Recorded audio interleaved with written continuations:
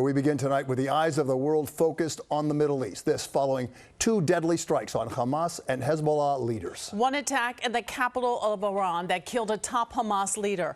Hours earlier, another attack in Lebanon's capital that killed a Hezbollah leader. The fallout immediate. Hamas now calling ceasefire talks meaningless and threatening a fierce retaliation. Iran also vowing to respond. Tonight, Israel's Prime Minister Netanyahu telling his nation there are challenging days ahead. And one thing is certain, the region and the world are on edge. Eyewitness reporter Lauren Glassberg with the latest. She's in the newsroom for us. Lauren. Bill and Sade, the State Department just issuing a warning advising Americans not to go to Lebanon. The British government issuing a similar advisory, and some U.S. airlines are canceling flights to Tel Aviv because of rising tensions in the region. The Israeli Prime Minister spoke a couple of hours ago, urging Israelis to be patient in light of multiple threats. These are challenging days. From Beirut, there are threats. We are ready for any scenario. We are prepared. The Israeli Prime Minister urged Israelis to be patient in spite of tensions being very high.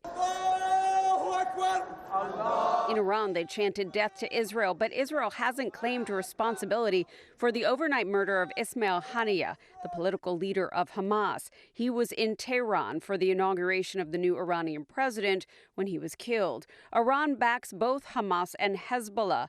Israel is claiming responsibility for the targeted attack of a key member of Hezbollah on Tuesday in Beirut. That attack was in retaliation for the rocket attack in the Golan Heights that left 12 dead. But attacks in Lebanon and Iran, compiled with the war in Gaza, may lead to greater destabilization, and it's not clear how this could impact a ceasefire between Israel and Hamas. It's always been a complicated process. I mean, my goodness, how many times have we talked about it in the last few months and even in just the last few weeks?